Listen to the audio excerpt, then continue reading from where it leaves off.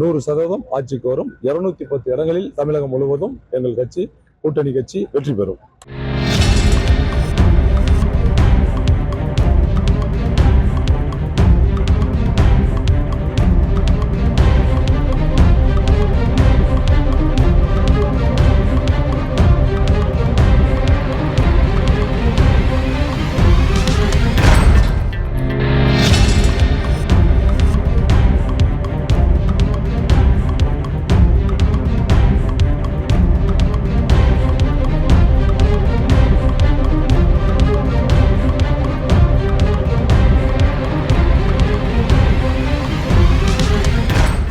நாள் இருக்குது சார், அவ்வளவுதான்.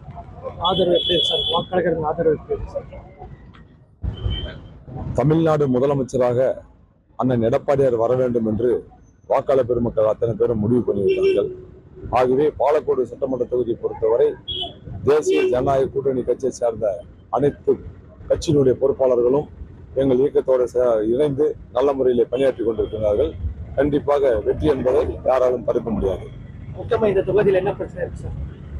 பிரச்சனைன்றது நீர் மேலாண்மை திட்டம் தான். அந்த பிரச்சனை நீர் மேலாண்மை திட்டத்தை எடப்பாடியார் இருக்கும்போது நிலம் கையகப்படுத்துவதற்காக பணத்தையும் ஒதுக்கிவிட்டார். அந்த பணி டெண்டருக்காகவும் பணம் ஒதுக்கிவிட்டார். டெண்டர் விடப்பட்டது.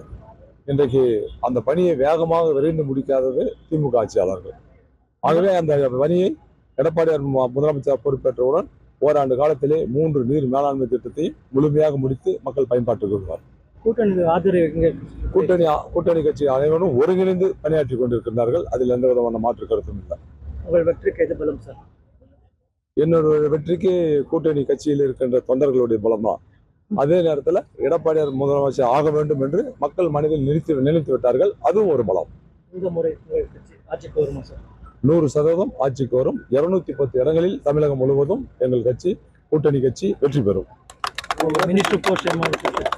மினிஸ்டர் போஸ்ட் எங்களுடைய பொதுச் செயலாளர் முடிவெடுப்பது. அவர் என்ன முடிவெடுத்தாலும் அதை நாங்கள் மனமாற ஏற்றுக்க தயார். வரக்கூடிய 23/4/2026 அன்று நடைபெறுகின்ற சட்டமன்ற பொதுத் தேர்தலில் தேசிய ஜனநாயக கூட்டணி கட்சியின் சார்பாக அனைத்து இந்திய அண்ணா திராவிட முன்னேற்ற கழகத்தைச் சேர்ந்த எனக்கு இந்த பாலக்கோடு சட்டமன்ற தொகுதி ஒதுக்கப்பட்டிருக்கிறது. அது எனக்கு ஒதுக்கப்பட்ட சின்னம் ரெட்டலை. அந்த ரெட்டலை சின்னத்திலே வாக்காளர் பெருமக்கள் ஆகிய பாலக்கோடு தொகுதி வாக்காளர் பெருமக்கள் அத்தனை பேரும் ரெட்டலை சின்னத்தில் வாக்களித்து என்னை வெற்றி பெற செய்யுமாறு அன்போடு கேட்டுக்கொள்கிறேன்.